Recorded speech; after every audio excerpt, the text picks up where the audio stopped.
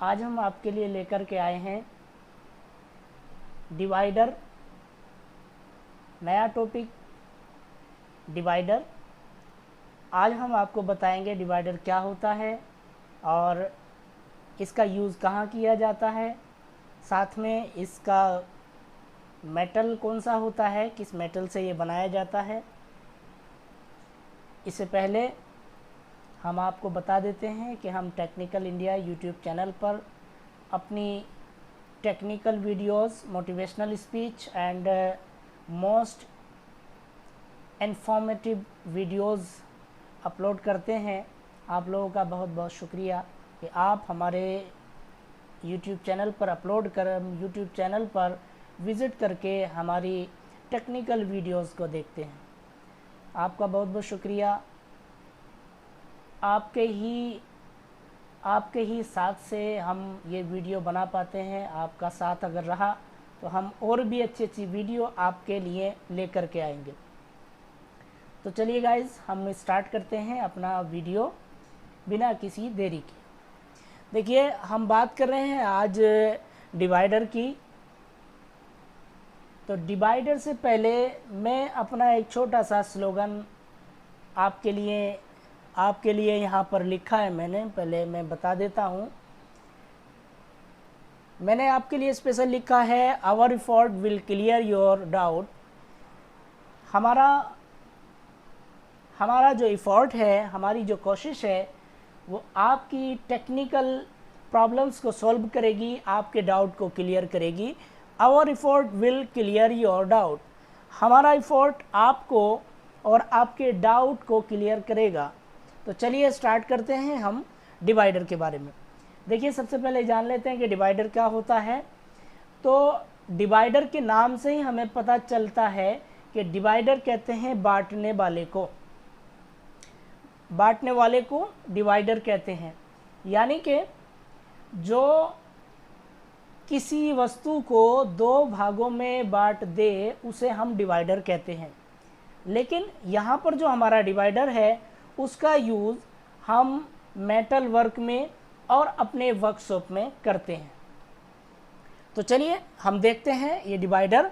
तो सबसे पहले हम जान लेते हैं कि डिवाइडर हमारे वर्कशॉप में किस तरह से काम करता है। तो देखिए, डिवाइडर हमारे वर्कशॉप का एक इम्पोर्टेंट इंस्ट्रूमेंट है जिसका यूज़ हम इनडायरेक्टली मेजरिंग करने के लिए करते हैं। जैसे ये मैंने फिगर आपको दिखा रखा है यहाँ पर, इनडायरेक्टली मेजरिंग के लिए अगर हमें कोई जॉब बनाना होता है या कोई मशीनी पार्ट हमको बनाना होता है तो सबसे पहले हम उसकी इनडायरेक्ट मेजरिंग करके देखते हैं।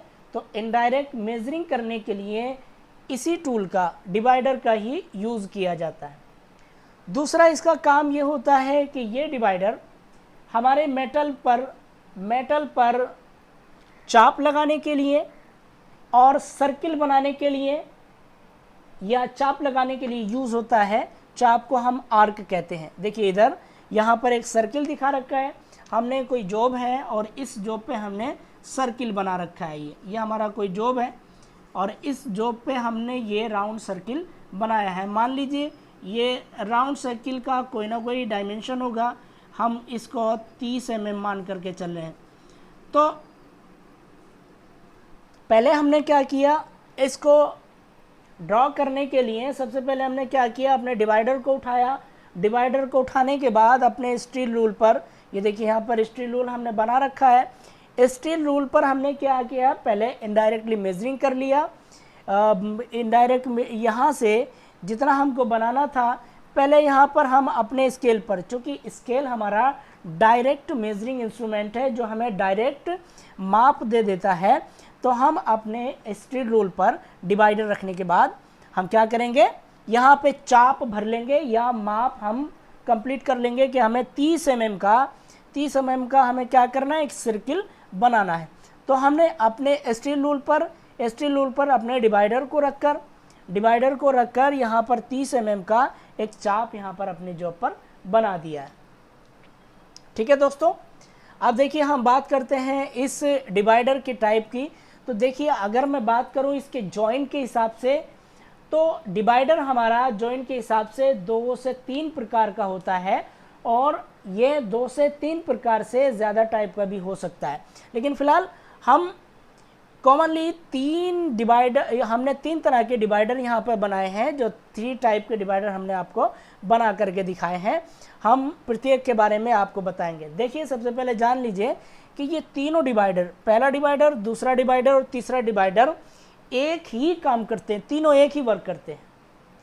ये भी, वो भी, और ये हमारा डिवाइडर भी क्या करता है, सर्किल बनाने, आर्क बनाने और इनडायरेक्ट मेजरिंग करने के काम आता है। अब मैं जॉइंट की बात कर रहा हूँ। जॉइंट के हिसाब से ये 3 प्रकार के होते हैं। कैसे कैसे?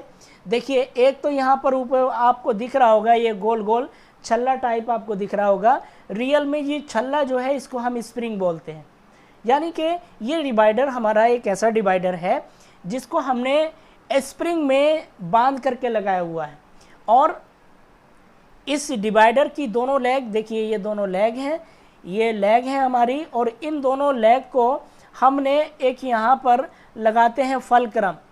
फलक्रम क्या करता है, ये डिवाइडर को बांधे रखता है और डिवाइडर को खुलने और बंद होने में ये आसानी पैदा करता है डिवाइडर। उसके बाद ये स्प्रिंग हमने जितना खोलना होता है ये स्प्रिंग हमारा उतना ही फैल जाता है। तो जैसे ही हम इस डिवाइडर को खोलते हैं, तो इस डिवाइडर को खोलने के लिए हमें क्या करना होगा, देखिए यहाँ पे एक ये बोल्ट, नट और बोल्ट का यहाँ पर एक सिस्टम लगा हुआ है। इसमें क्या है, नर्लिंग नट इसमें लगा रखा है, और ये बोल्ट है, और साथ में बीच में ये स्क्रू है। तो ये हमारा जो नर्लिंग नट है, नर्लिंग नट, स्क्रू थ्रेड, या हम कह सकते हैं नट और बोल्ट पर के कार्य पर के सिद्धांत पर ये कार्य करता है। ओके दोस्तों, तो जैसे ही हम इसको ट्विस्ट करते हैं, मान लीजिए अगर हमें इसे टाइट करना होगा तो हम इस तरफ घुमाते हैं इसको, ठीक है। तो हम जब इस तरफ घुमाएंगे, ऐसे घुमाएंगे, तो ये हमारा डिवाइडर अंदर की तरफ बंद होगा, और जब हम इसे इधर की तरफ से घुमाएंगे, यानी कि ऐसे उल्टा घुमाएंगे, एंटी क्लॉकवाइज घुमाएंगे, तो ये हमारा डिवाइडर की जो लैंग होंगी ये आपस में खुलने लगेंगी, ठीक है।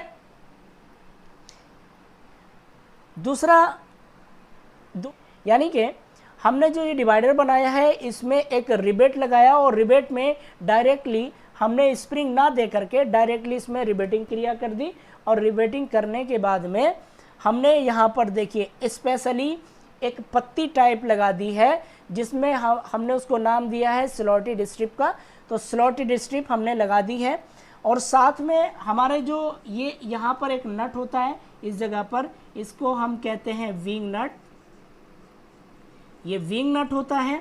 इस विंग नट को हम जैसे ही लूज करते हैं, ये हमारे डिवाइडर को हम हाथ से इसको फैला सकते हैं और अंदर की तरफ प्रेस करके इसको बंद कर सकते हैं।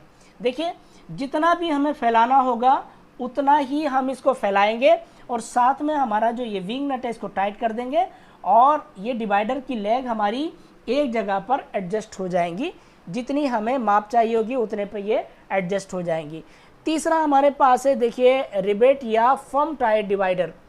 तीसरा हमारे पास जो डिवाइडर है, अब इसमें हमने स्लॉटेड टाइप स्ट्रिप नहीं लगाई है, बल्कि हमने क्या किया, इस स्लॉटेड स्ट्रिप को हमने हटा दिया, विंग नट को भी हटा दिया। डायरेक्टली हमने इस तरह का डिवाइडर हमने इस तरह का डिवाइडर बनाया है, और उसमें एक रिबेट लगा दिया है। तो इस तरह के डिवाइडर को हम क्या कहते हैं, फर्म टाइप डिवाइडर हम कहते हैं। फर्म टाइप हम डिवाइडर इसको कहते हैं। तीनों का काम एक ही है, तीनों एक ही वर्क करते हैं, और तीनों एक जैसा ही वर्क करते हैं। बस फ़र्क क्या है कि हमें इसको खोलने और बंद करने के लिए अलग अलग एडजस्टमेंट दे दिए हैं। जैसे यहाँ पर हमें स्क्रू और नट के माध्यम से खोलने का सिस्टम दे दिया है, और यहाँ पर हमारे स्लॉटेड स्ट्रिप दे दी है, ताकि ये जब हम जितना खोलें इसको वो उतना ही खोले, उससे ज़्यादा ना खुलने पाए। तीसरा हमारा जो ये डिवाइडर होता है, इसमें थोड़ा सा निगेटिव होता है ये कि हम इसको जितना खोलते हैं उतना खुल तो जाता है, लेकिन कभी कभी क्या होता है, हम आर्म या सर्किल लगाते हैं तो ये कम या ज़्यादा हो जाता है, जिससे हमारा सर्किल या आर्क गड़बड़ हो जाती है। इसलिए ज़्यादातर जो यूज़ में आने वाले डिवाइडर हैं वो या तो हमारा ये डिवाइडर, जिसको स्प्रिंग टाइप डिवाइडर कहते हैं, स्प्रिंग टाइप डिवाइडर सबसे ज़्यादा वर्कशॉप में यूज़ किया जाता है। फिर उसके बाद में इसको भी वर्कशॉप में ज़्यादा यूज़ किया जाता है, और ये भी वर्कशॉप में यूज़ तो किया जाता है, लेकिन इसमें थोड़ा सा नुकसान यही होता है कि ये हम ऑटोमेटिक इसको अपने हाथ से खोल और बंद तो कर सकते हैं, लेकिन इसकी डायमेंशन गड़बड़ा सकती है। ठीक है दोस्तों, बाकी तो हमने जान ही लिया। इसमें ये फलक्रम है और ये स्प्रिंग है, और ऊपर ये पेज लगा हुआ है। पेज का मतलब है फिंगर ग्रिप। हम फिंगर ग्रिप पकड़ने के लिए ऊपर एक फिंगर ग्रिप लगा रखी है, जिसे चाप लगाने के लिए हमें आसानी होती है। अब हम इस डिवाइडर के मेटल के बारे में बात करेंगे। देखिए, डिवाइडर को जो बनाया जाता है वो या तो टूल स्टील से बनाया जाता है या हाई कार्बन स्टील से बनाया जाता है। अब इसको टूल स्टील से और हाई कार्बन स्टील से क्यों बनाया जाता है, तो याद रखिए, टूल स्टील और हाई कार्बन स्टील एक ऐसा मेटल होता है जिसके अंदर मैक्सिमम कठोरता होती है, और ये दोनों टूल स्टील और हाई कार्बन स्टील फ्रिक्शन का विरोध करते हैं, अपने घिसने का विरोध करते हैं। अगर हम चाप लगाएं तो ये जल्दी से, इनकी जो ये नोक है, इनको हम टिप भी बोल सकते हैं और नोक भी बोल सकते हैं, तो ये टिप जो है हम जल्दी घर्षण के कारण ख़राब नहीं होती हैं। इसलिए मैक्सिमम हमारा जो डिवाइडर है वो टूल स्टील या हाई कार्बन स्टील से बनाया जाता है।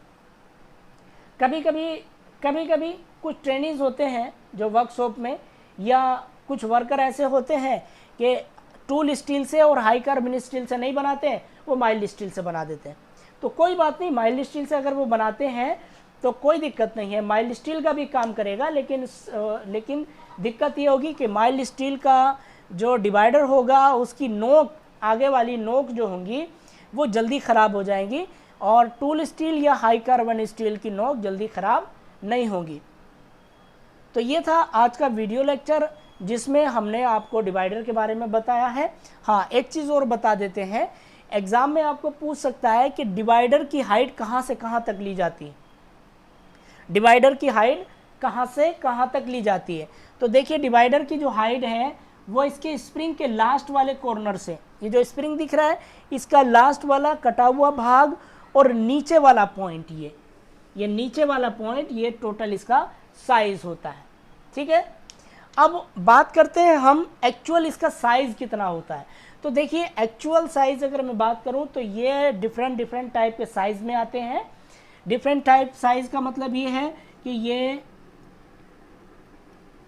ये 4 सेंटीमीटर का भी हो सकता है, ठीक है, और ये 4 इंच का भी हो सकता है, 6 इंच का भी हो सकता है, 10 इंच का भी हो सकता है। जैसे जैसे वर्क की ज़रूरत पड़ती है, जैसे जैसे हमें बड़ी चाप या बड़ा सर्किल बनाना होता है, वैसे वैसे हम अपने डिवाइडर की लेग को बड़ा करते चले जाते हैं, वैसे वैसे हम वर्क करते हैं। तो ये था आज का वीडियो लेक्चर, उम्मीद है आपको समझ में आया होगा। और अगर कोई चीज़ अभी भी डाउटफुल है तो आप हमें कमेंट बॉक्स में बताएं कि ये चीज़ हमको समझ में नहीं आई है, हम ज़रूर आपकी बात का रिप्लाई देंगे। आप हमारी वीडियो को कंप्लीट देखा करें, तभी आपको हमारी वीडियो का मकसद समझ में आएगा। ओके दोस्तों, तो आज की वीडियो को हम यही समाप्त करते हैं।